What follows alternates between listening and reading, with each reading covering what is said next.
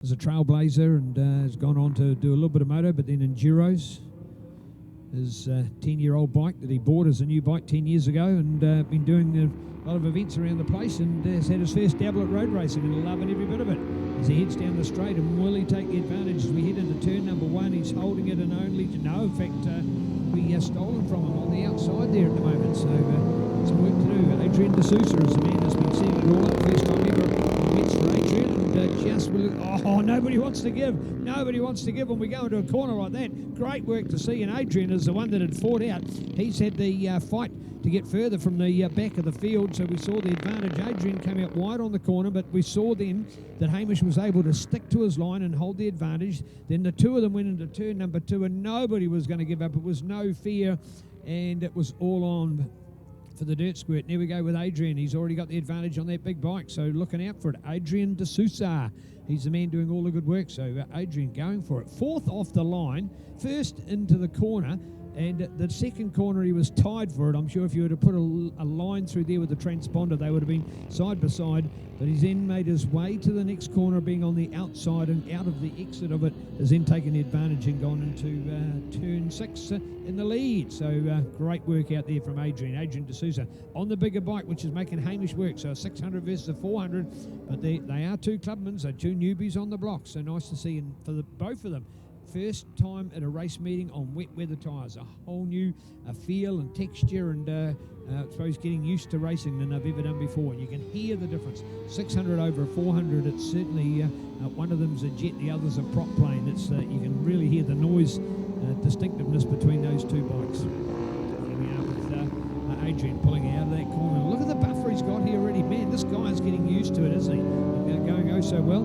The excitement in Hamish's voice with the interview before, and the chance to be on a 600 by going into next year. That's what Connor, his mentor, is aiming for him to do. So to be on a 600 by this time next year is going to be something special. But at this stage, looking to go to the Suzuki International Series on his 400 Ninja in the F3 class. Of course, the bike is highly eligible for it from a bike point of view, but F3 is open limit. Man, it's formula racing. Do anything you like.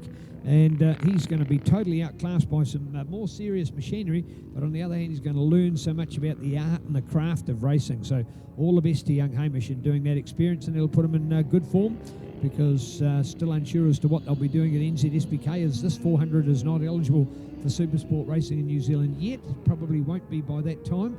I'd suggest give it another year and we'll see it. It'll just take a little bit more time to cement results in.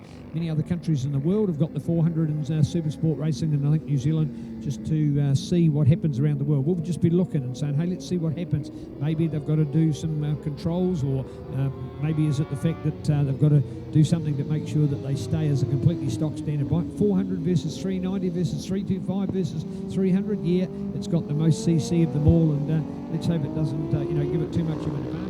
Other hand, it's a pity that right at this moment we're being stifled by the fact that there's a very good bike out there that's close to resemblance but not quite eligible for racing. So there's pros and against it, twos and pros. Looking at always two sides to every argument. Adrian de Sousa, Hamish Fox, we're talking about the Kawasaki Ninja 400. Remembering it started its life as the 250. It's the Ninja comes out of the stable with that great little bike. Then they went to the 300, for which of course we got Blake Ross on board with one of those, and now we're up to the 400. So where we're going to go in the future is probably something to talk about with excellence as well. So there we go. And thank you. The Damon Rees update, 11th place in race number 1 at Winton today. So to Demon Damo, as I've called him, the nickname that I've given him, I think it just is really applicable to him.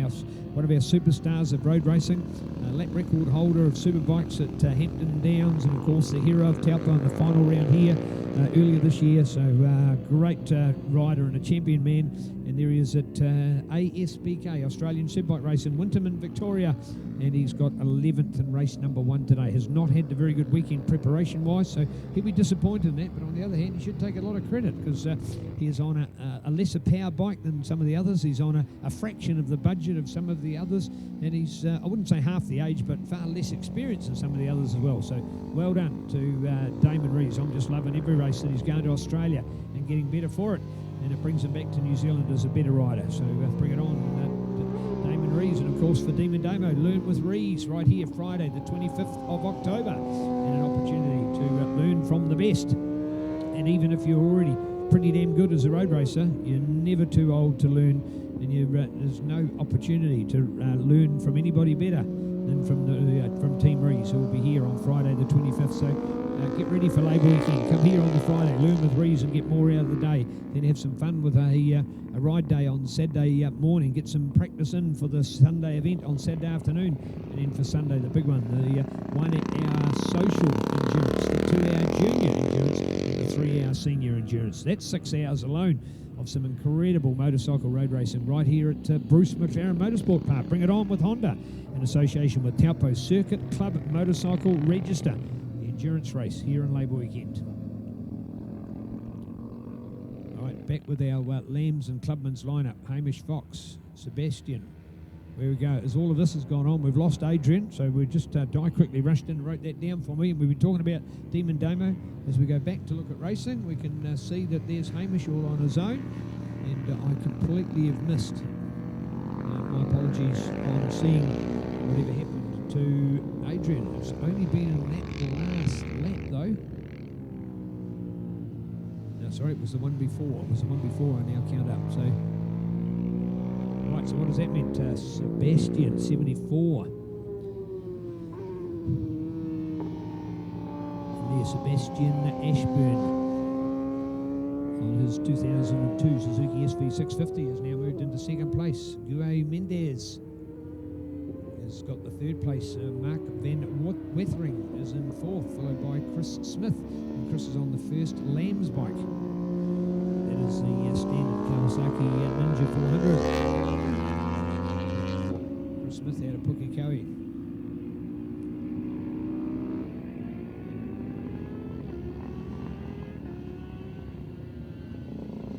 Well, I think that's the 42 goes past this the Chalkies bike. We've got is the BMW 650, 1992 model, almost a post-classic.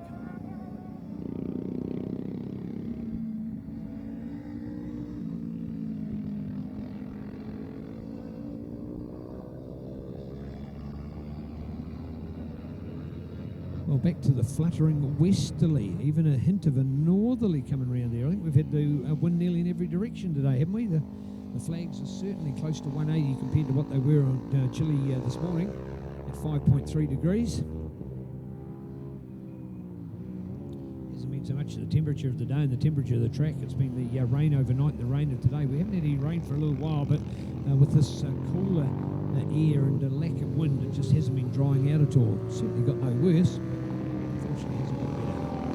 The guys that made the choice of the wet weather tyres, in all fairness, probably a better and safer way for it to have been.